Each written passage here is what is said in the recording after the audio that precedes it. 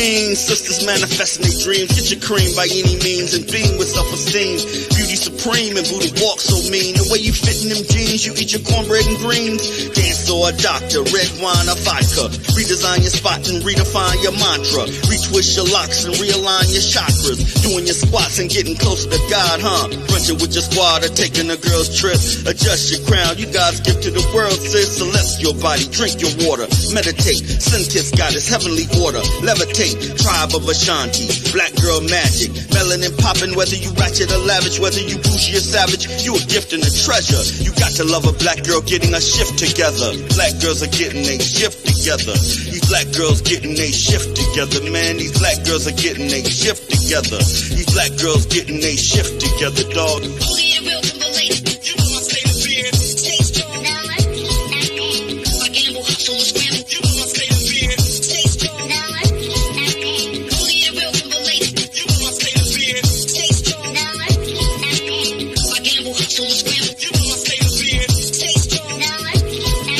When God made you, boo, you know he showed out. Mahogany enchantress, blessings overflow now. Picture of success, seductive silhouettes on a spiritual quest. Manifest and be blessed. Mother, sister, auntie, tribe of Ashanti. Rocking your locks, I got a close crop blondie. The curse and the gift, uplift, apply pressure. Nothing like a black girl getting a shift together. Nothing like a black girl getting a shift together. Nothing like a black girl getting a shift together. Black girls are getting a shift together.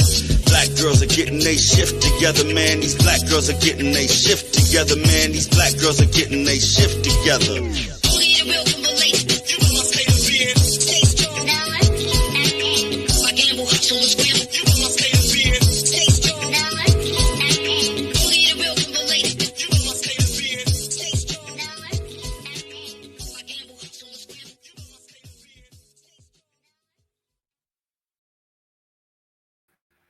Hello, everyone, and welcome to Black Girls Getting Their Shift Together. This is a podcast where we focus on mental health and wellness, especially geared towards Black women, because we need it. We're a special kind of beautiful creatures. We need all of it, everything Black over here. So my name is Ursula, and I'm your host, and I promise to deliver the best content as possible. And tonight, we're just going to get right into it. First of all, before we get into it, as you know, I'm now global. I have two new listeners in India and Zambia. Who knew? I don't know who you are, but if you're listening right now, I want you to tell me hello. Give me a wave, something. Let me know what's going on. And I want you to like, comment, share, please. It will help. And, give Jasmine some love. Give her some love. This sister works hard. We need all the love we can get. Also, if this is a replay and you're catching it, I want you to definitely, put a little replay in the box. Say hello. Let me know. And hey, Tiffany on Facebook. All right, so tonight's topic is sexual anxiety. Some people have it, some people don't. Hey, Tanya. So what I'm going to do, I want you all to listen closely, and I want you to either put a thumbs up or a heart. Let me know. Oh yeah, also we are streaming live on Instagram. That's FYI. So any of this sounds familiar and it resonates if you heard it when you were younger, just let me know. And this is going to be the premise of the show. Okay. When you were younger or even now, have you heard from the elders or your aunts, older cousins, that the act of sex is only the man's pleasure? You've heard that sex is a job in capital J-O-B letters. Or you've been taught, and they tell you, hurry up and just let him finish. You've been taught that blowjobs are disgusting. You've been taught that getting eaten out is disgusting, or porn is the devil, or the devil's Netflix and it's a sin. Or if you just I see you, Jasmine. Or if you like sex as a young adult, that you're fast, hot ass, or this is one, don't open your pocketbook for men, or masturbation is nasty and you'll go to hell, or the elders don't come home pregnant, but they don't tell you how not to get pregnant. Here's a big one. Have you never had an orgasm from yourself or from your partner? And here's a good one, that tampons are the devil's cotton fingers. Listen, it's all real. You all let me know. Jasmine is cracking up in the waiting room. Let me know if any of this sounds familiar. Okay? So I'm going to read the bio of this beautiful guest. Her name is Setting Jasmine. She is a clinical therapist as well as an adult film actress. So I'm going to read her bio, and she'll expand on her end as well. So, Setting Jasmine is a licensed clinical therapist with a strong emphasis on intimacy, post-injury, and intimacy post-illness. She's the co-owner with partner King Noir of award-winning Royal Fetish Films, which I have tuned in. Love it. And she has over 20 years of experience as an adult film entertainer, educator, and master fetish trainer. I love it. Their work on decolonizing sex and porn and politics have been featured in Vice, Huffington Post, Rolling Stones, Playboy, Forbes, Cosmo. It's funny, it says a BBC, but when I read that, I instantly thought big black cock. But okay, it's the network, right? And Psychology Today and more. So with no longer further ado, I'm going to bring this sister on right now and take her out the waiting room. Hey, Jazz.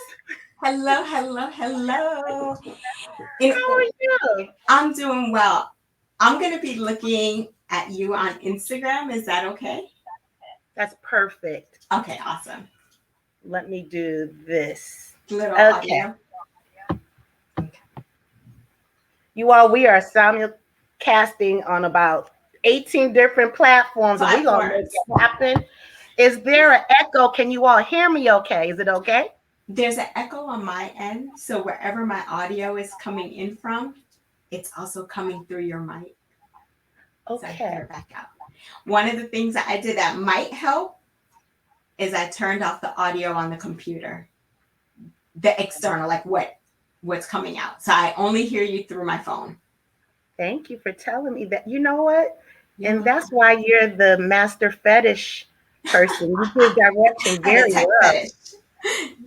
Teach me. I think you may have. Okay. You did it. Is that a little better? It's perfect. It's more than better. It's perfect. Okay. Let's do this. And just a sound check from our audience. Can y'all hear us on IG? And can they give you likes or something if they hear you on Facebook? I just want to make sure they hear our combo. So please give me a thumbs up or heart if you can hear us okay with no problems on Facebook and Instagram, especially Instagram. Yep, they're good. Thank you, Ricardo. Thank you. Okay. Well, thank you, Ricardo. So, Tanya, thank you. So, yes, they can hear us very well. Let's get it. There's feedback. Someone said there's feedback. I think we're good now. If you scroll all the way down. Okay. So now they're saying they hear an echo from Jasmine. Okay. Let's do this. How can we help them? Oh, they say it's on your end, Jazz. Okay. I wonder. So just so you know, Facebook is going to have a delay. IG is live. Oh, yeah. Okay. It's your phone. I kind of think that I wonder if they can hear us a little bit better now. Y'all on IG, hang in there. We got this. We got it. Only with Jasmine. I know. I got you. How's this? Facebook, is this any better? Yeah? So talk to us, you all. Is it better? So Michelle, Derek, Tanya, can you hear a little bit better? On Instagram, we're good, thank you. We're just checking in StreamYard before we okay. get going. And then So StreamYard, you all on Facebook and YouTube, let me know. Are we good? Derek said, is the phone audio up? Yes, it is, Derek. It sounds like, okay, we're good. oh, Perfect.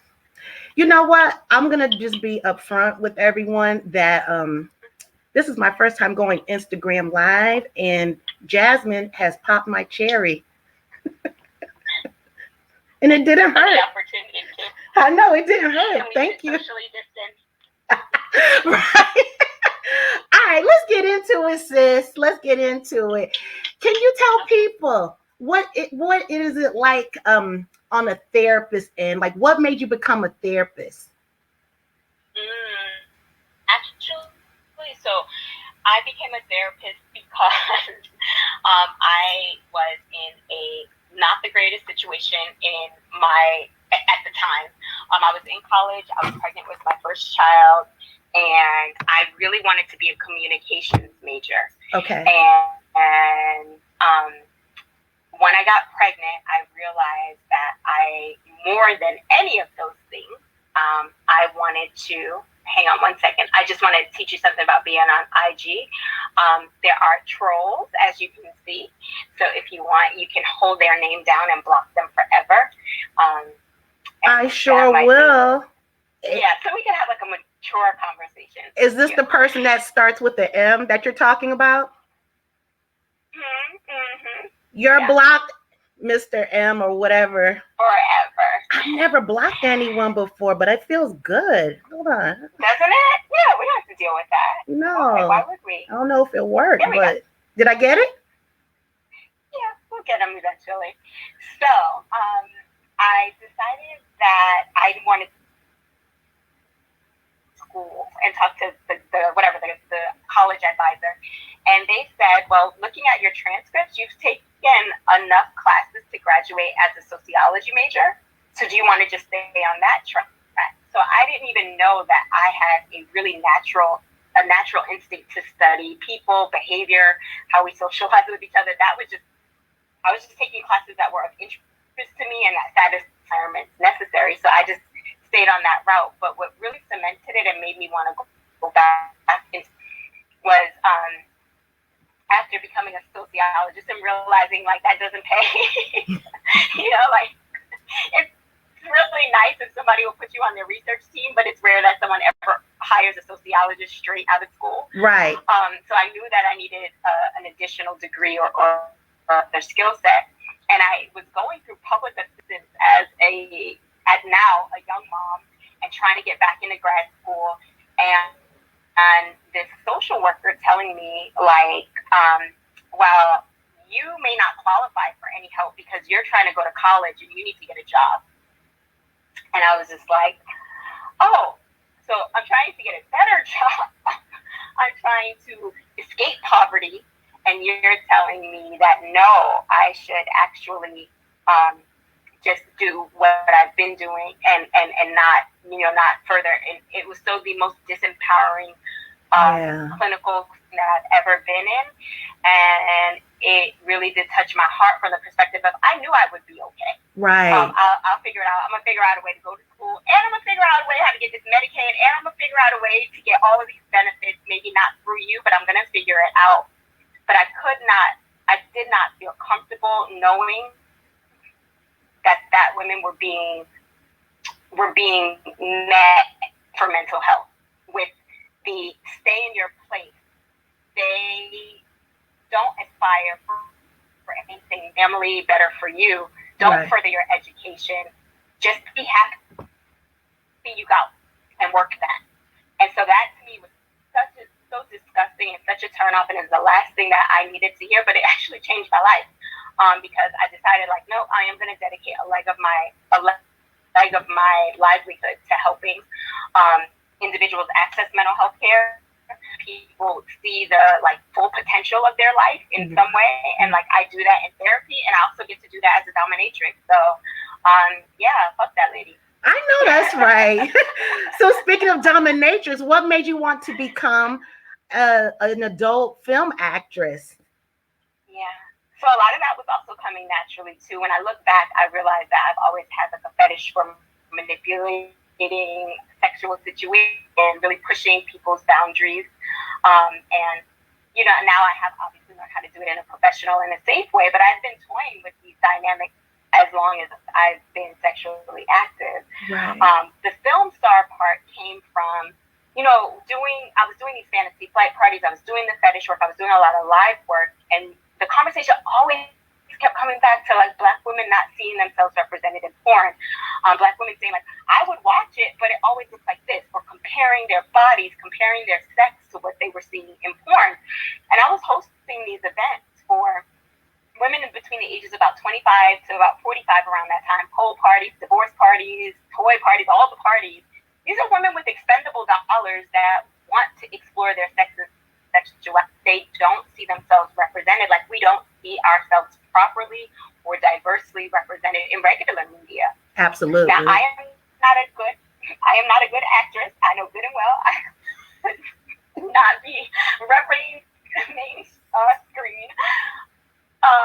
So, you know, I was like, let me throw my hat in and see what we can create in the adult industry. So my partner and I, we really, you know, we talked about it. We thought through what the consequences and the benefits would be. He had already been in the industry and got out of it, and what would re-entering it look like? What did we want to bring? When we talk about representation, represent how? Represent who? What? You know? Right. And so that was kinky representation. I want to bring love. I want to bring romance. I want to bring good lighting. I want to bring fucking coconut oil on set so we don't look ashy. I want to bring baby hairs in, waist beads, head wraps. I want to see elements of me in sex in media and entertainment. And we did. We did it. And it was well received. It was so well received. We are award-winning film stars. We produce our own porn. We direct it. We star in it. We work with other people. We bring people into this world. And now I get to see so many other Black actresses, you know, adult film actresses, and that are doing similar work, meaning that they're bringing the brand that they want to see represented, and they're owning their work. They're owning their content. We're owning our bodies. We have autonomy of our. Yeah, that's why I'm doing this. I love it. For the listeners on Facebook, please let me know. Can you hear Jasmine and I? Okay, just let me know. Even if it's a thumbs up, just talk to me, because we are going to turn this into an audio podcast. So it's very important that I need to know what's going on, because IG, we're good. So until we wait on them, let's talk about sexual anxiety, because obviously you are a sister. Okay, I need some words, no emojis, excuse me. Give me a yes, I can hear, or no, because I don't have my glasses and I can't read all of that. Michelle. What did Michelle say? She gave us a thumbs up. Okay, thank you, Michelle. Thank you. Okay, speaking of sexual anxiety, can you explain to people from a therapist viewpoint what is sexual anxiety? So, in knowing that we were going to talk about this tonight, I was thinking like, how do I want to define this?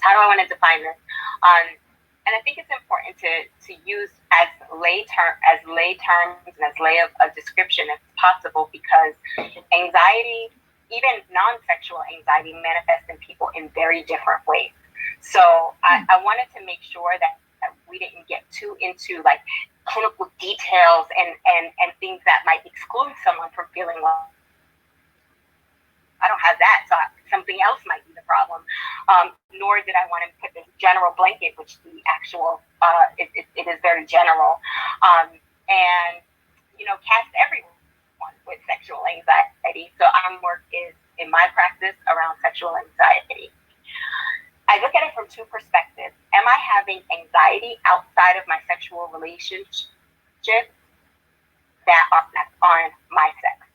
So what this might look like, especially for Black folks, especially for Black women, are you so stressed with dealing with things outside of your intimate space that it becomes very difficult for you to center your pleasure or to center pleasure or to focus on intimacy? And I want us to even think about intimacy out penetration. Okay? You know, like I'm trying to the end of the range. I want us to even back up to like relationships.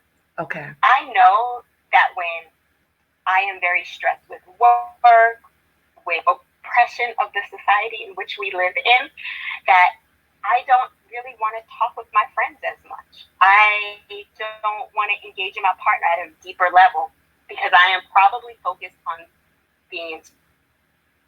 That makes it really difficult if you can't even have that more surface level intimacy to get into the physical level of intimacy. Before anxiety manifests in our body, you know, and so some of the things with sexual anxiety, we might think of, when you think of your body, like, oh, erectile dysfunction or vaginal dryness or pain or inability to focus. Before any of those things manifest in our body, it starts in our brain and in our mind. So a lot of times we attack our body right away. Something's wrong with me. It's something like, hey, I'm too fat, I'm too skinny, I'm too this, I'm too that. Actually, if you could start a little sooner, you might be able to make a better connection to how your body is responding to a mental anxiety, an emotional anxiety. So that's one way of looking at sexual anxiety, is my outside anxiety, depression, any of those things having an influence on how I'm able to focus and center pleasure in my sex. The second way that I look at it is, are there things that are happening in sex, like in my intimacy, that I cannot do? So is it trauma that I'm having a difficult time disconnecting from that makes it difficult for me to enjoy sexual engagement? Is it something physical? Is it an insecurity about my body? Is it my partner not knowing how to work with my body? Is it me not knowing my body that causes me any type of mental upset where my focus leaves the actual interaction and it becomes incredibly focused on performance? It becomes focused on things that we are not interested in or don't like about ourselves, or it becomes focused on, is the light right? Is the door locked? Is the is the laundry done? Those kind of things. So that is how I would like, if it's okay with you, to frame sexual anxiety from those two perspectives for our talk tonight. Oh, I think it's perfect, because when I broached the subject with you, I was fixated on the internal with the trauma, but I never thought about the external forces, especially over, I hate to say, for the past year, like it trickles down from the past 400 years. Right? That part, yes. Yeah. Absolutely. And something that a lot of people have been able to, let's just talk about this year, for example, thinking about how this might have an impact on Black and brown people very differently. You know, we might see in the beginning of like quarantine, it was like, oh, there's going to be a lot of quarantine babies, right? Or like partners are either going to fall deeply in love with each other, or they just don't fall out, you know, like, right. Like energy of all of them.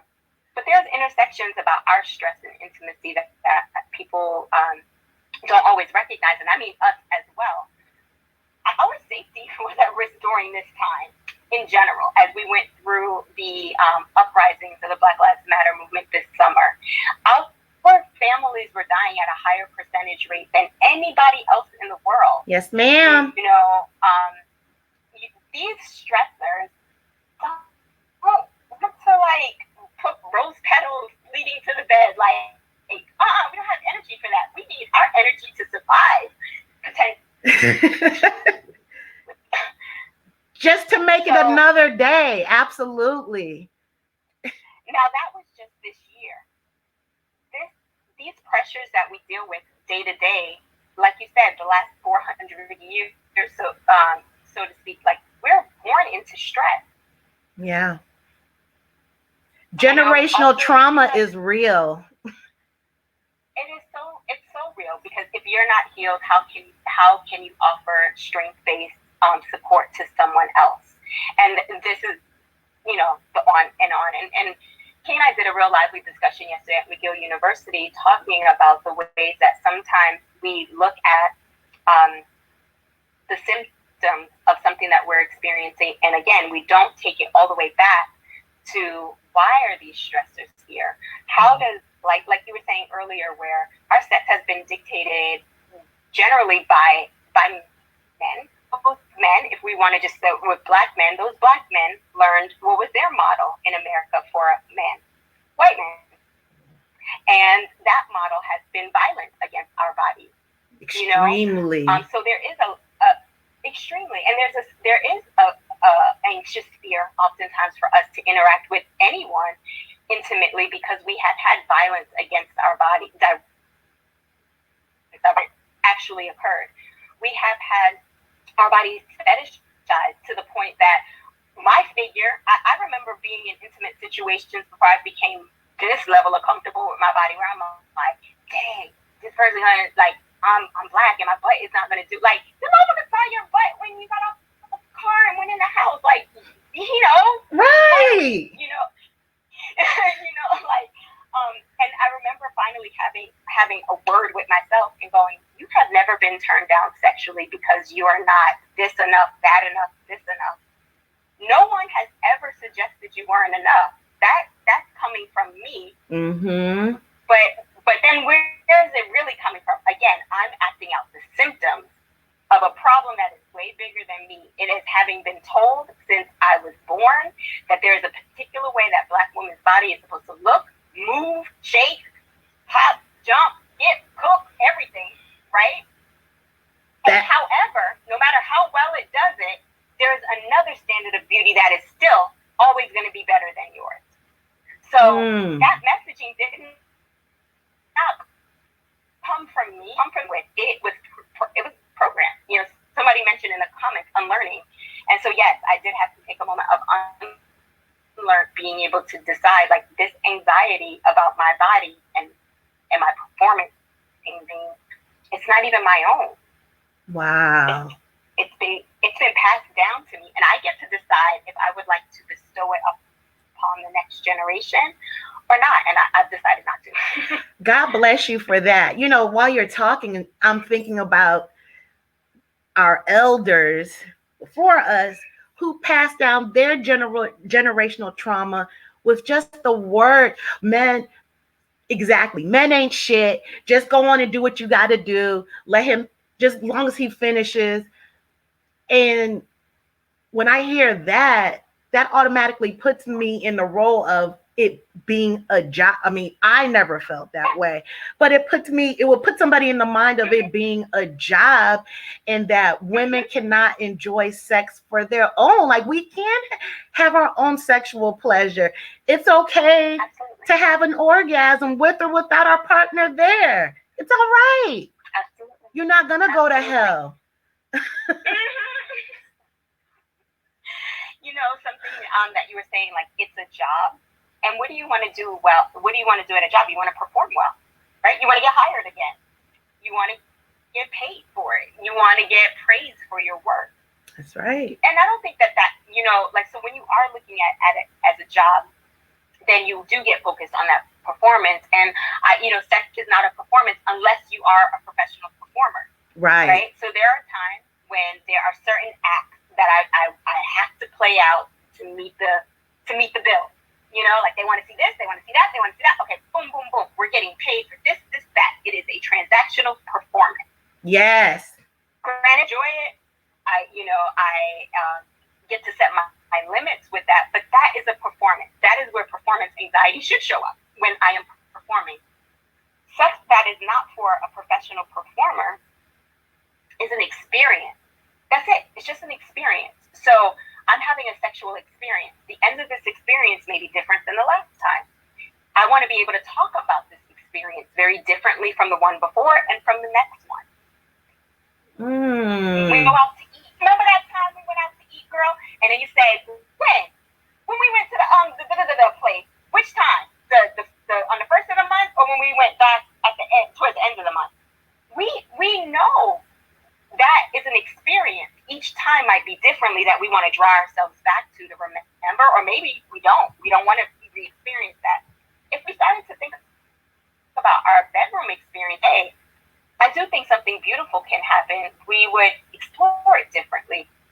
We would experience it differently. We'd experience it without the pressure. I don't need accolades for my sex. My accolades are, do I feel pleasured?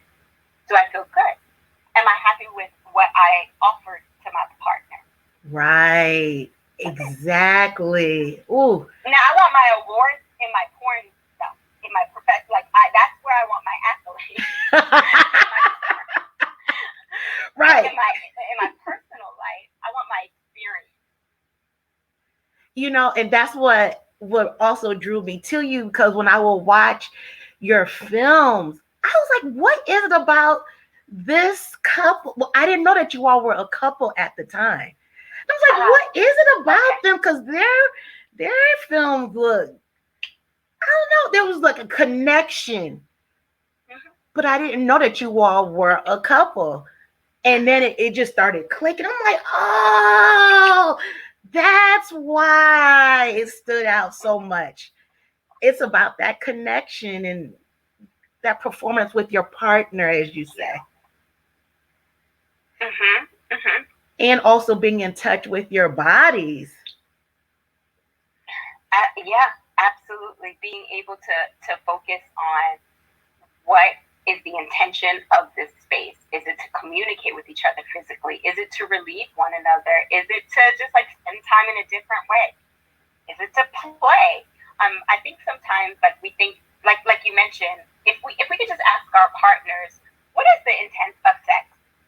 And just kind of hear, just hear. It might be to make sure you get off. That person might have been raised with the comments that you were saying, you know, just like make sure he's fine and that's fine. Or maybe someone says that, you know, it's to relax my body. Oh, okay, cool. That helps me understand that you're coming into this with that intention. And then asking, what if we opened up those intentions? What other reasons could we be having sex for? And I think that's when we are like having that ownership of our sex. We're deciding what we want it to look like. It shouldn't look like, I remember this dude that I was with him for a long time, and I sort of hope that this floats its way back to him. Let's hear it. I hope it I won't say his name, but y'all, anybody who knows me knows who he is. And it was the longest relationship before this beautiful long relationship that I'm in now. Okay. He had a routine. And when I looked at his porn, it all made sense. And it's like I had to like kind of live through it and then understand it now, some like 10, 15 years later. It was a little bit of licking, a lot of bit of sucking, front, flip her over, back and come. It was just like, and I was like, oh, now that I'm in the porn industry, and when we see these kind of like templates that like mainstream companies want, it's the same. A little bit of licking, a lot of bit of sucking, face to face, flip her over, come on her ass. Like, and that's black porn. That is packaged and marketed. Come on her ass, right? You know, doggy style, the butt, and all of that kind of thing. Right. So it was very interesting after leaving that relationship and realizing, oh, no wonder why. I wouldn't say that the sex was bad. It just never grew. And I take ownership of that because I didn't a sexual relationship and say, hey, what else could we try? Example was the ejaculation on my butt. So, anyways, sometimes we do have to learn where our partners learned about sex, what they learned about sex, and that is either adding to the anxiety, or just basically adding to the anxiety or taking away from the pleasure. Right. So, so someone says that they can barely hear. So what I think I'm going to do is, if our Instagram listeners can migrate over to Black Girls Getting Their Shift Together on Facebook or YouTube, is straight up Black girls getting their shift together, because this is some informative stuff. I want to get you all's vaginas correct. We're trying to save lives one orgasm at a time. So there's a lot of people. So spin, I'm clear, but she's not. No worries, Latasha. We're all going to go and migrate over to Facebook and or YouTube. So in the meantime, everybody else stay on, but my Instagram listeners, before you get off, I want you to follow my page and Jasmine's page on Instagram for sure. And I'll see you on Facebook. Take care. I'll see you soon. So let's do this. Okay, can you hear me over here? All here now. Let's see. Let's turn our sound up. All right. You sound great. How do I sound? Wonderful. Okay. So what about a woman? I love how you said talk to your partner, be intentional. But what if they don't know how to even broach that initial question?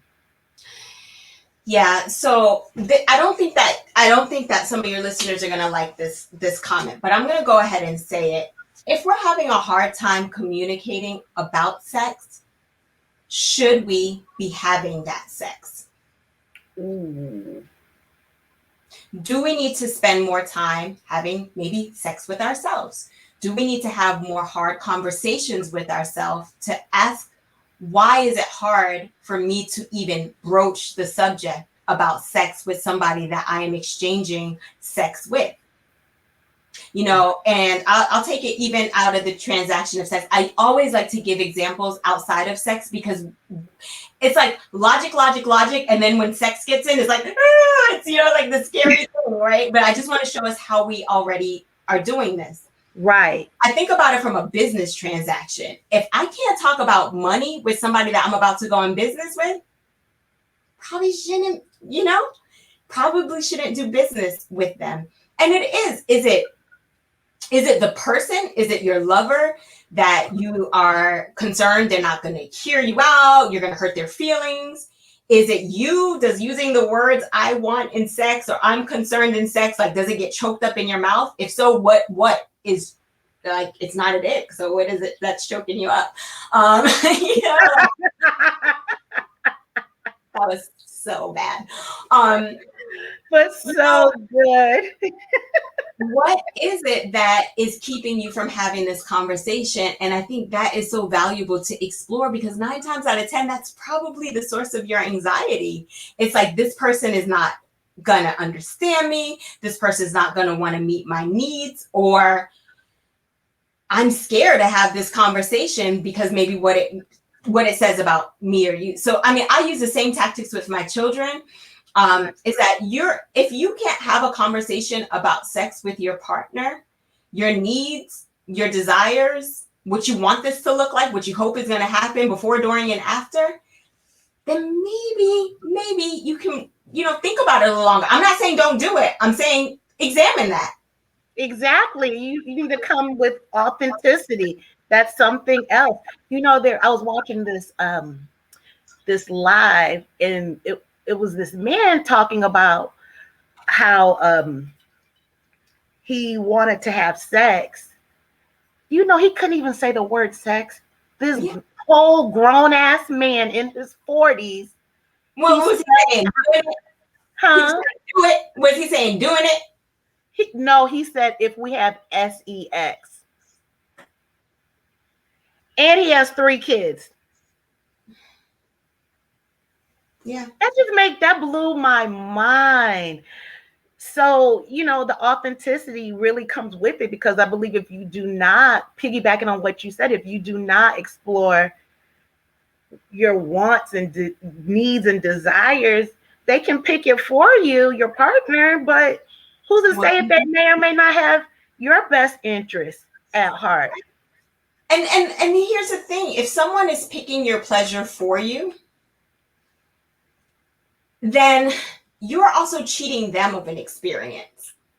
And I think sometimes we feel like if I just do what this person wants, I know that my body responds incredibly differently to my partner if we are engaged in what I am excited to do.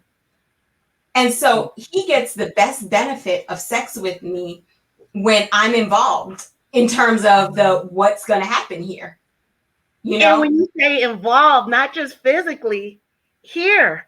Mm-hmm, mm-hmm, mm-hmm. Yeah. Some of the best sex I have had is because we communicated. We already were screwing, fucking even before we got in the bed. Mm-hmm. Open line of communication was there. It was there.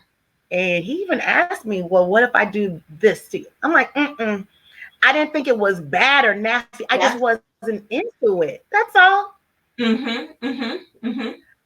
Hold on. We have a comment. Hi, Dion. Dion was on last week. Hey, Dion. He said, I have to come back to this to view this. I'm about to go into okay, Dion, I want you to come back.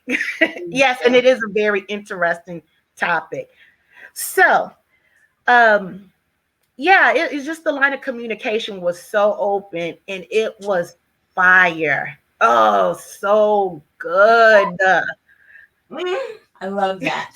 I was talking to I do have a strong like connection to women and sexual anxiety because so much of products, market, like everything is geared towards men and erectile dysfunction, which I generally feel has a lot more to do with mental health and issues around performance anxiety than it has to do with taking a pill to get blood. You know, like, I mean, there are definitely medical reasons why people experience vaginal dryness, erectile dysfunction, pain during sex, and all of those things. But we're not talking about the physical medical issues. I always suggest seeing a doctor first to make sure we take those out off the table before we start looking at some of the things that we're talking about, which in terms of like mental health and practices. I like to take the focus off of men because men have a pill now, which was actually originally designed for women. So Viagra was for a condition related to women. Actually, specifically, I feel like it's PMDD, and then it somehow became men's. They found out that men's dick will get hard with it, and then it no longer was our pill. But anyways, so they have a pill. They have there is a lot of stigma around erectile dysfunction, but there's also a lot of attention on like, you can fix this. We can work through this. It's okay. Right. For women, we don't, other than like, she has a headache. She's not in the mood. Like, we don't even get an opportunity to explore, well, what is the matter?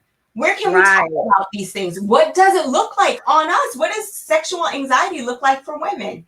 It might look like vaginal dryness. It may be pain during sex. It may be inability to focus on your pleasure. It may be experiencing trauma and triggers and just disassociating and taking whatever is happening to you.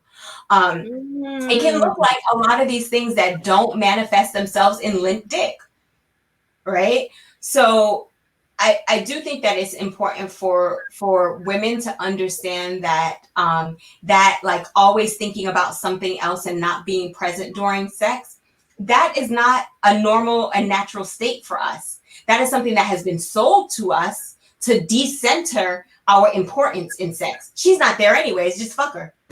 Right. Just a hole, literally. And they all think about these sitcoms and the woman is like, or in porn where it is like, like well known and sort of comical that like orgasms are faked in a particular way. And so we have normalized not being important. We've normalized not having a voice. We've normalized anxiety, performance anxiety. We've normalized those things. With men, we haven't normalized erectile dysfunction. Wow. How about that? Yeah. So I know you can't go into details, but do you have a lot of clients that come in for sexual anxiety? Yeah, I do. I have a lot of people that come into practice thinking that something is wrong with maybe they don't love their partner anymore because they can't get turned on the same way. They think their relationship is coming to an end because they can't focus in sex. So maybe they're not attracted to the person. Maybe their partner's not attracted to them. Maybe this is where it ends. So we see a lot of really beautiful connections being interrupted by a conversation that we just can't seem to have with each other. That, and often a lot of women, and I do have primarily a woman clientele base, and many women come in and they discount their sexual experiences. And when I say discount, it's like, yeah, we have sex and, you know, it's good. Like, he's not complaining. And, and I'm like, whoa, back up. Yeah, right. You know, like, not him. He can talk to his therapist about his good sex life. What is yours like? And there is no way that he can be having a good sex life if you're not actively involved mentally and physically.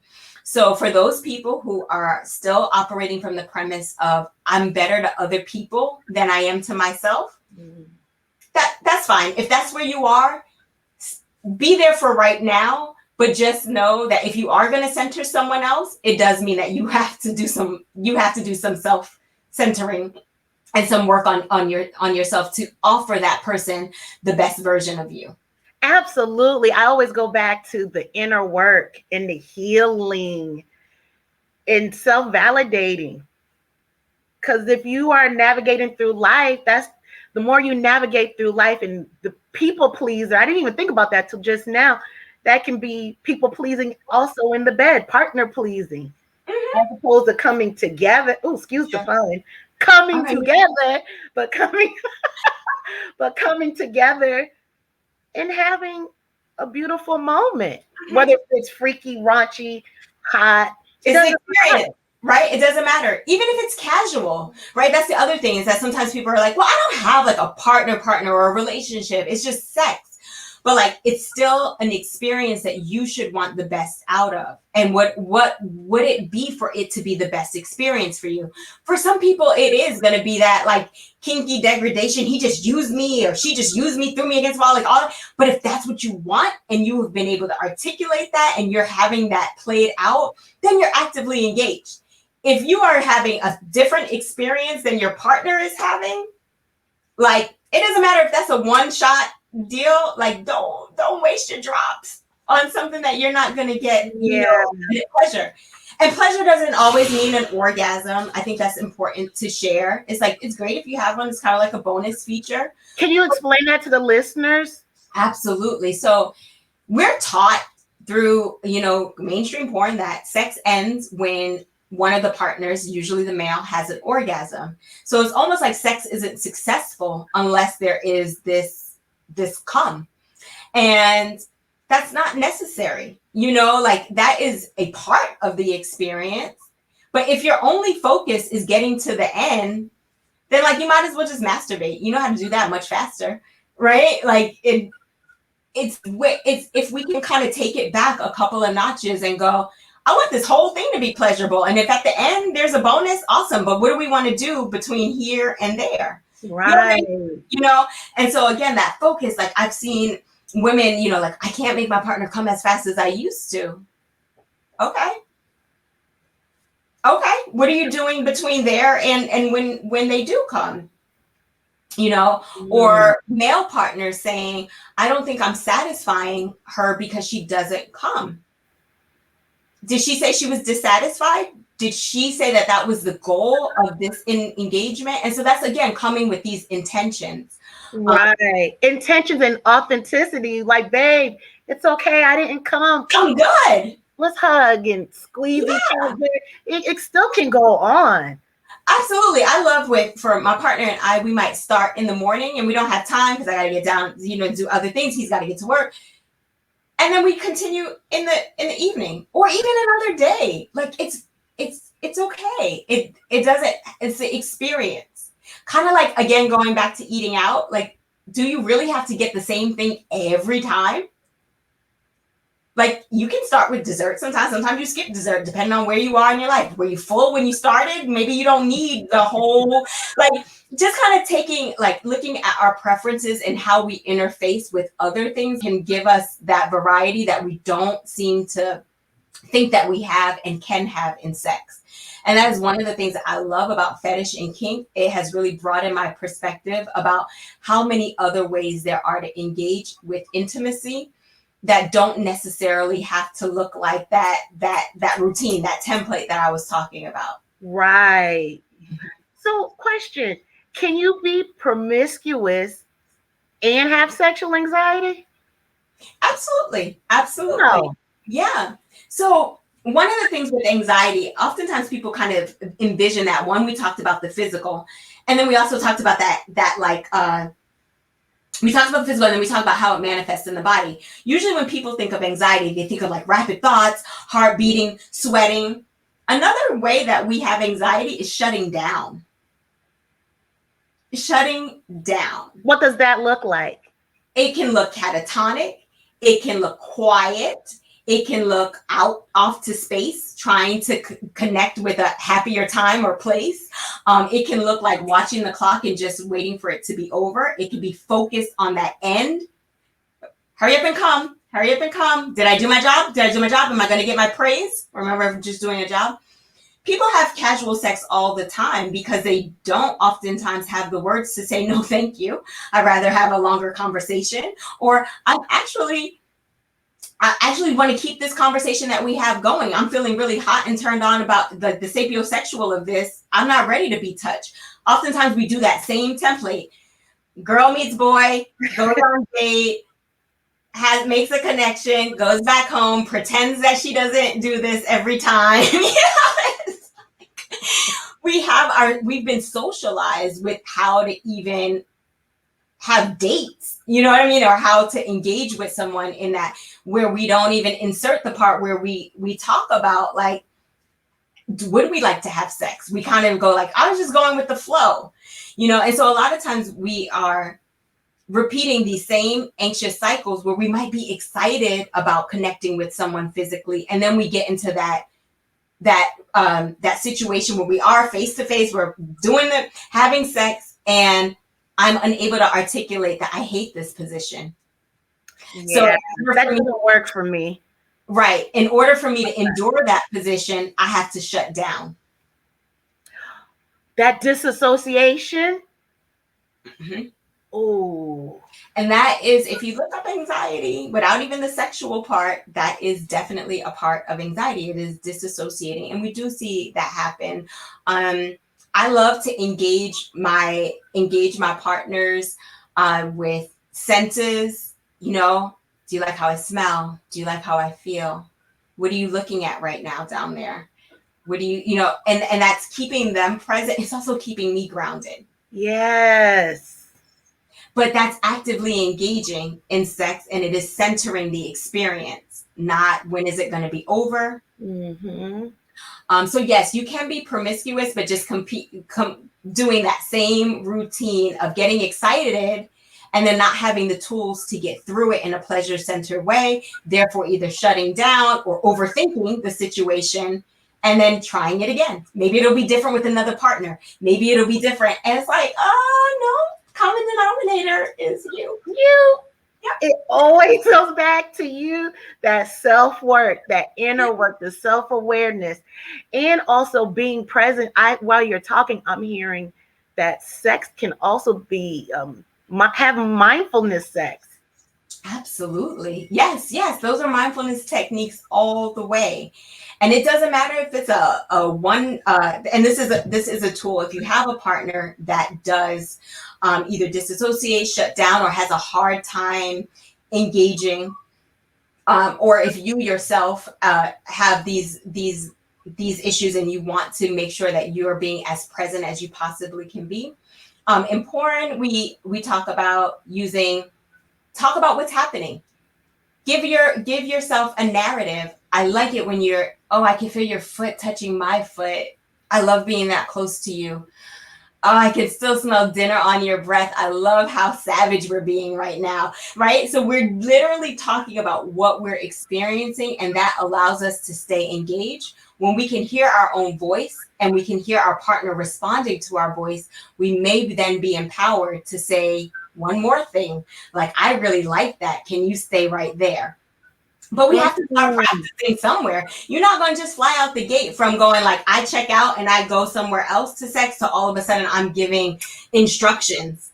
What is the middle ground there? It's just one, stay in the room. You know, two, maybe hearing your own voice, but not needing to necessarily think up anything. Just explaining what's happening in the space. Right. What you just did made my back arch. That ain't no damn dirty talk. I'm literally just telling you what physically happened to me. So it's helping me stay engaged. And that might be a nice balance. Maybe level 3 is where we are, where it's just like, don't do that. You're going to make my back arch.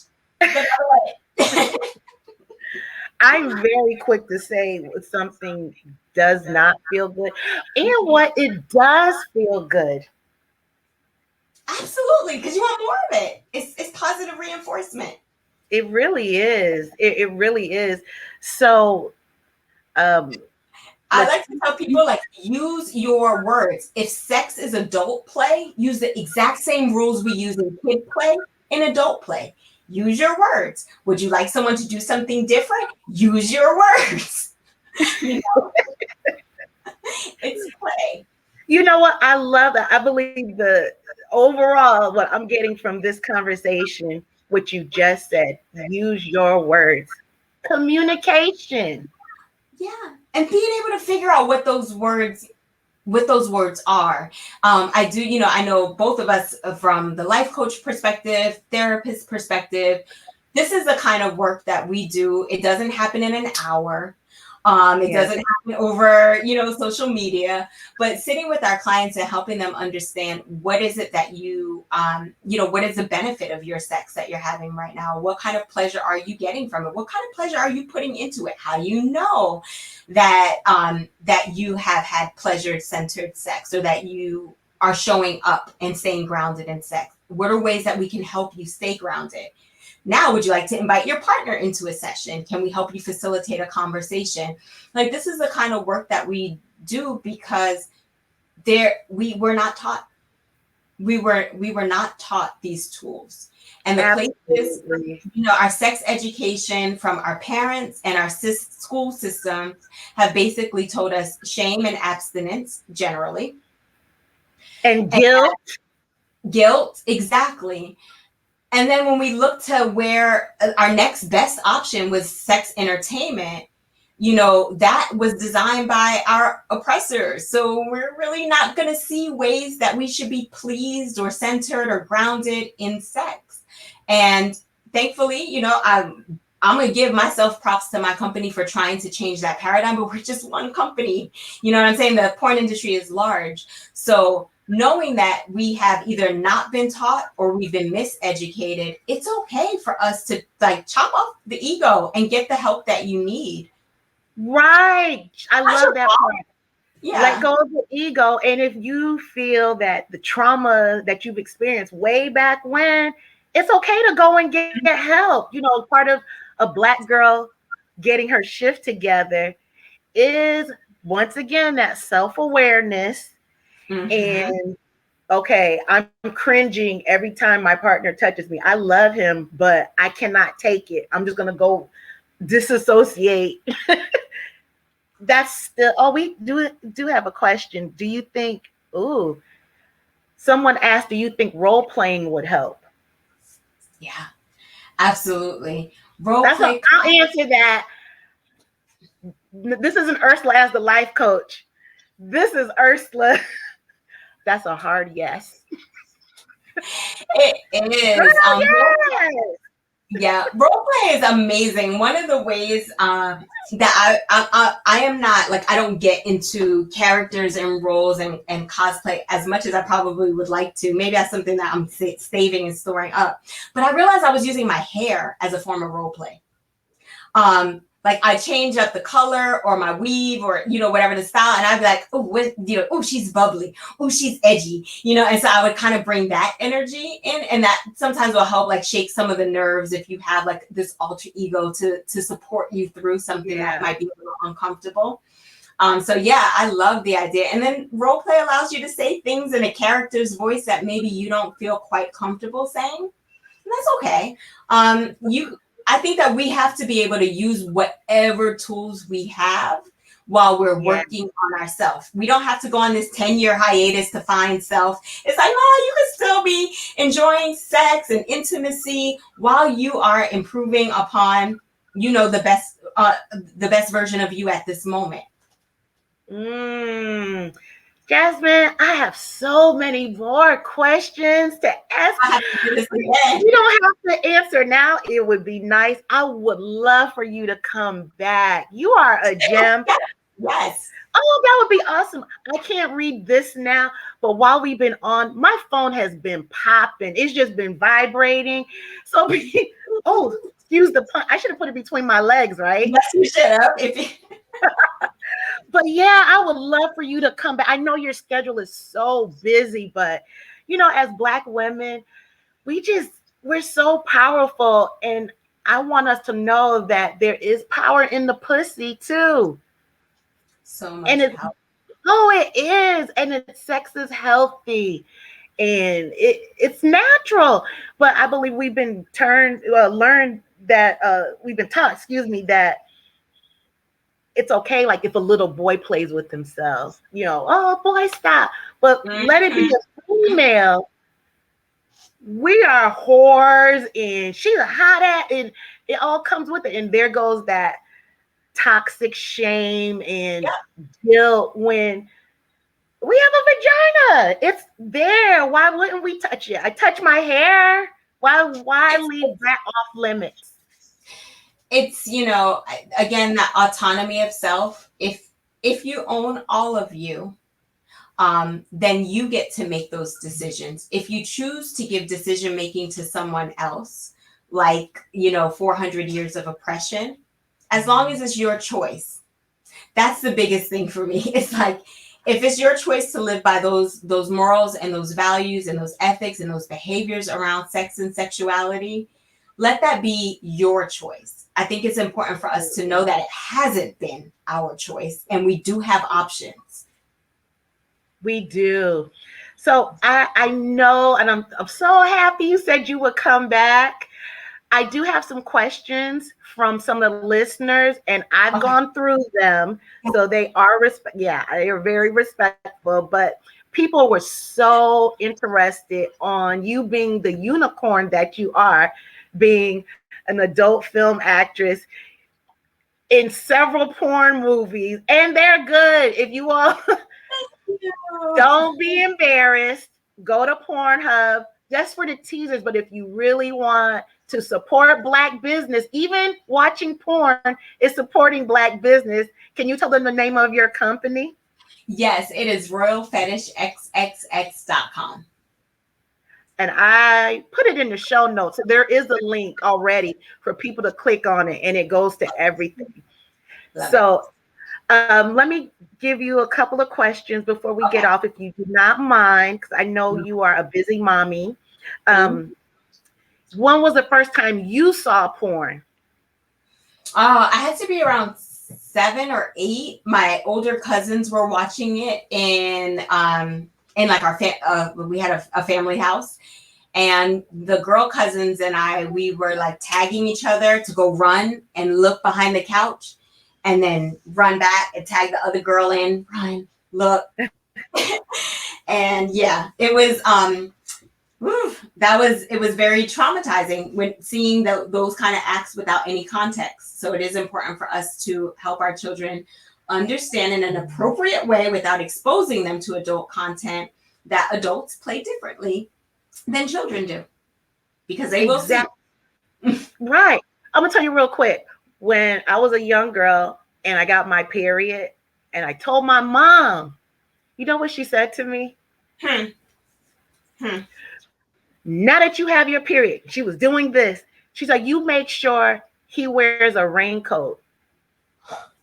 You were so confused. What the? Who is he? I was confused. Where's But the look, rain? so look, in my child's mind, the first thing that came to my mind was the Gordon's fisherman with the yellow raincoat and the slicker hat and the yellow boots. I'm a kid. I don't know. And I was confused forever. And there goes it right there. Have communication with your kids. What's a raincoat? Apparently, I found out years later, oh, it's a condom. Just say it. She couldn't say the word. Yeah.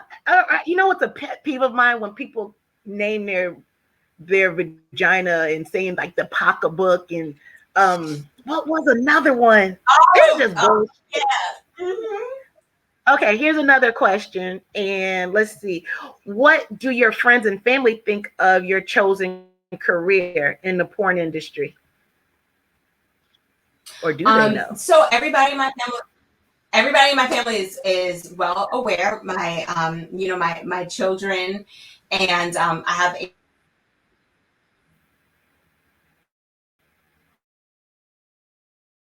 are in the know, and what they think about it.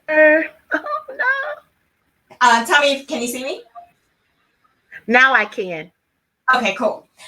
So everyone is in the know, and they think that it's my job, and just like any other job, your kids really don't care what you do as long as you make whatever money you're supposed to make to buy them the things that they're supposed to have and some extra.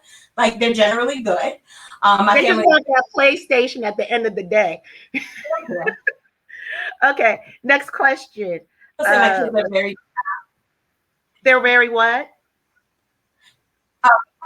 Are we back? I think we had a little lag. I was just mentioning that, I think my family is happy that I'm happy. My family's happy.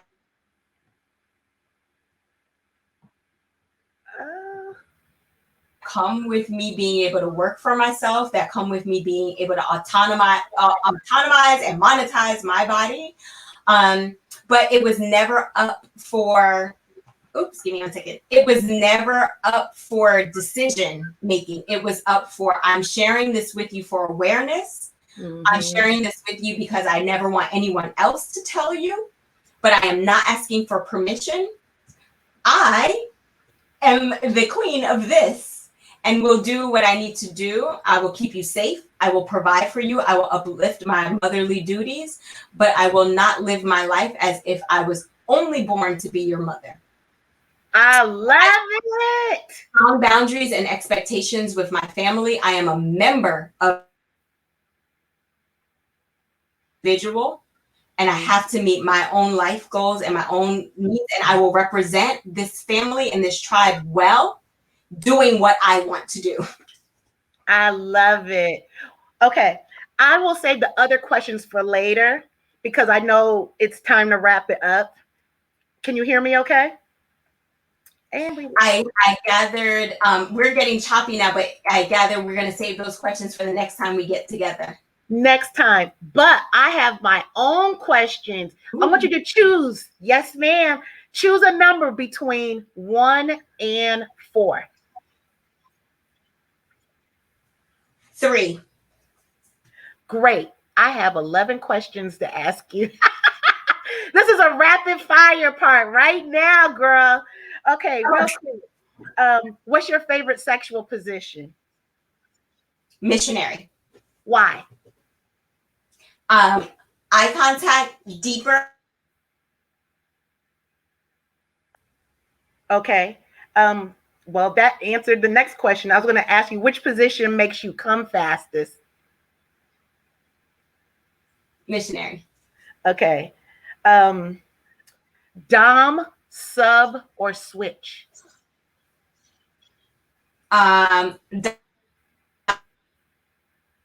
Personal. Excuse me? It went out. Dominant professionally, switch personally. Me too. I'm definitely a switch for sure. Okay. What's your most downloaded video so people can tune in? Orally yours. Okay. So as you know, I live in Atlanta. When is the Fetish Fantasy show coming to Atlanta? Because I want to have a front row ticket. As soon as y'all will wear a mask and get vaccinated, we will be there. Can you make an announcement to the people in Atlanta who are living their best lives to put their mask on and socially distance so I can get to the Fetish party, please? Please, for the love of Ursula, wear your mask, socially distance, keep it in until you can get that vaccine so we can all get together and do some kinky, nasty things as safely as possible. Thank you. Let's see. Ass play or pussy play? Pussy play. Okay. What do you like to do to wind down from the work week, whether if it's your porn that you're doing or producing or with fetish films or as a therapist? Mm-hmm. So right now, during this time of COVID, where I don't have some of the outlets that I would enjoy, I have started gardening, and I have a little garden on my patio. So at the end of every workday, I go out and I sit for like maybe 20 minutes if I can. I look at my plants have grown since yesterday.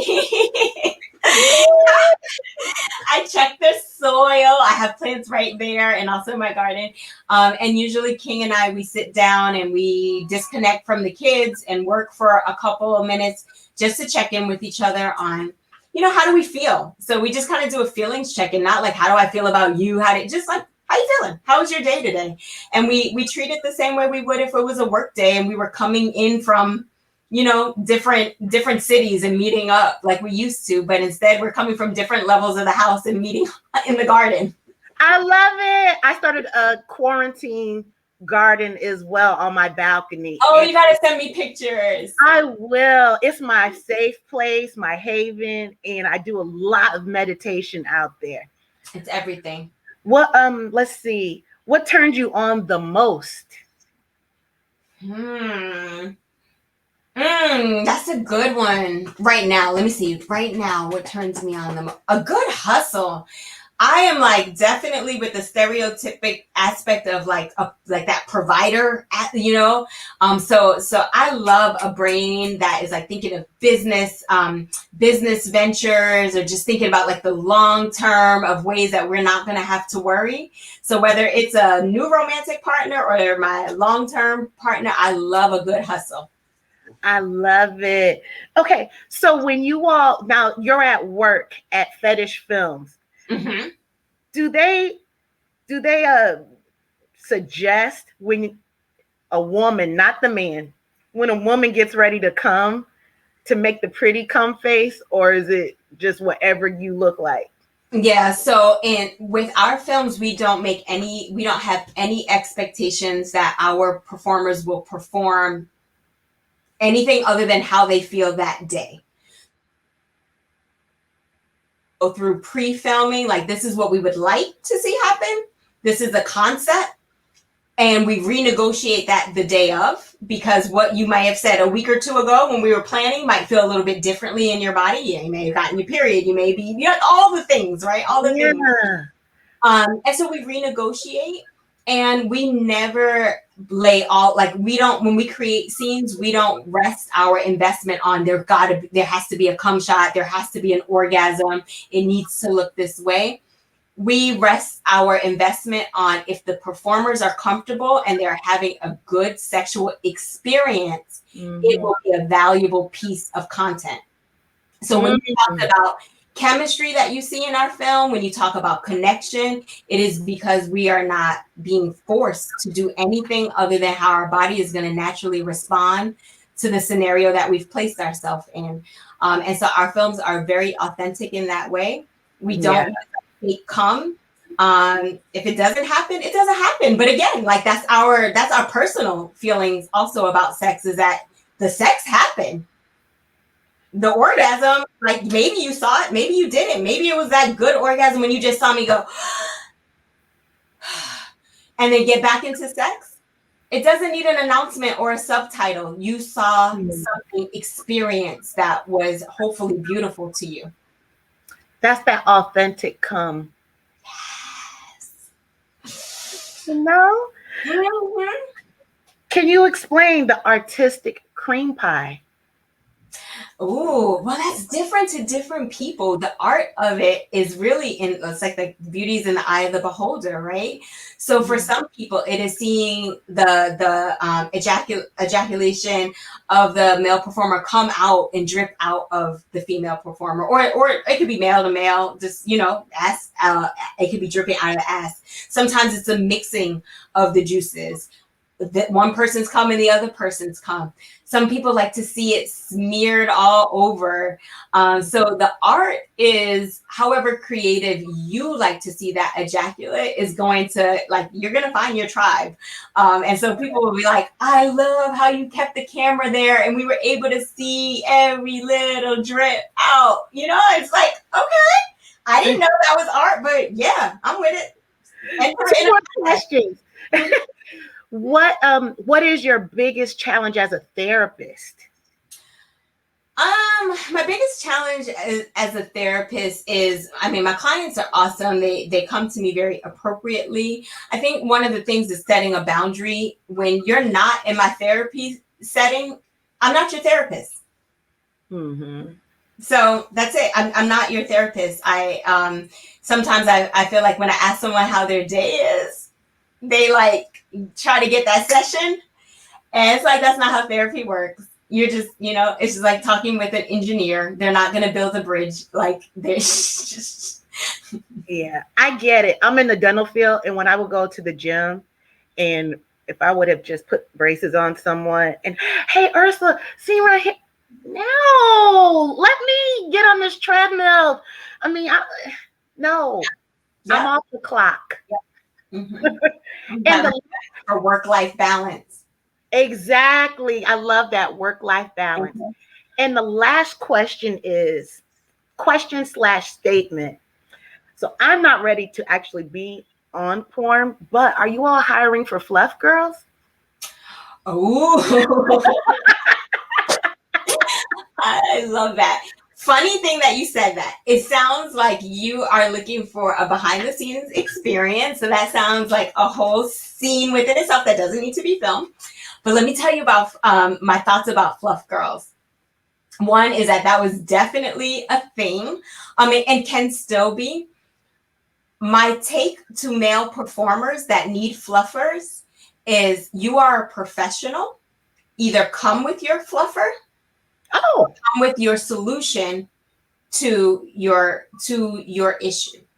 My job is to show up as a performer and make sure that my body can perform. Mm-hmm. And I am getting paid for what we do on camera. I am not getting paid to support you off camera. And we are professionals, so you should come with whatever tools and resources that you should have. I have been on sets where people have certainly like, hey, I want to get this shoe over. Like, is there something I can do to help? And that's certainly appropriate. It's consensual. Or someone like yourself that's just like, look, tag me in. I'm trying to get some action, but behind the scenes. Totally appropriate. But for those performers or people who are thinking about getting into the industry and think like it's easy to get hard when there are cameras this close to you and there's like not one person holding the camera, but there's like 10 other people in the space, and your and your co-star is like on their phone waiting for you to get hard because they're not like, it's a hard job, and you really do have to be a skilled professional to be able to do it, and you should be able to do it independent of your co-star. Wow, that's some dope shit right there. So I will save all the other questions for the next time you come on, because I can go so much deeper, but as respect to your time, because we did go over it, and I apologize, but we're going to get off now. So I will say this: you are definitely a Black girl that has her shift together. Thank you. I appreciate that. I'm going to wear that badge with honor. Don't worry, I'll send you a t-shirt. I did it for the t-shirt. Yeah, right. I did it for a t-shirt. I will definitely send you something for sure. We'll talk about that offline. So can you tell the listeners parting words on any upcoming virtual events or anything that you all have going on with Royal Fetish Films? So we are releasing new films every week. You can also see a lot of behind the scenes, and I answer a lot of these kind of sexual questions, comments, and conversations on my OnlyFans. So you can see more. There's content every single day uploading on both of our OnlyFans. So it's onlyfans.com, Jet Set Jasmine, onlyfans.com, King Noir.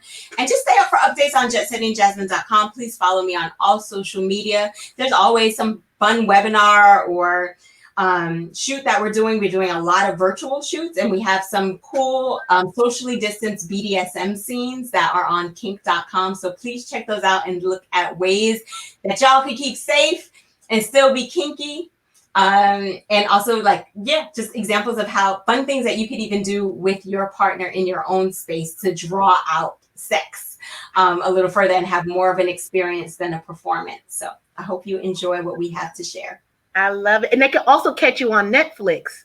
Oh yeah, on the show Bonding, on the season 2 of Bonding, and we make some cool cameos, so you could be like, "Ooh, she ain't got no lines because she can't act, but that's okay." But the way you had that whoop, girl, you were moving that in that figure 8. I was like, look at her. And I can do that too. Yes, because you got your shift together. Yes, ma'am. On that note, we're going to end. You all, thank you for dealing with all the technical somewhat issues. And thank you for migrating over to YouTube and Facebook. And visit Jasmine's site. The link is in the bio. Just click on it. Remember, support Black business. Jasmine, I will get in touch with you later on so we can get another time schedule. Yes. But you have a beautiful evening, and thank you so much for coming on. I appreciate everything you offer to our sisters, because there's power in the pussy. Come on now. Thank you so much, Ursula. I will see you soon. Take care. Good night. Thank you, everybody, for your comments. This was some good stuff. I hope something resonated with you. If not, you can always slide up in my DM, or you can slide up in Jasmine's DM. You all have a good evening.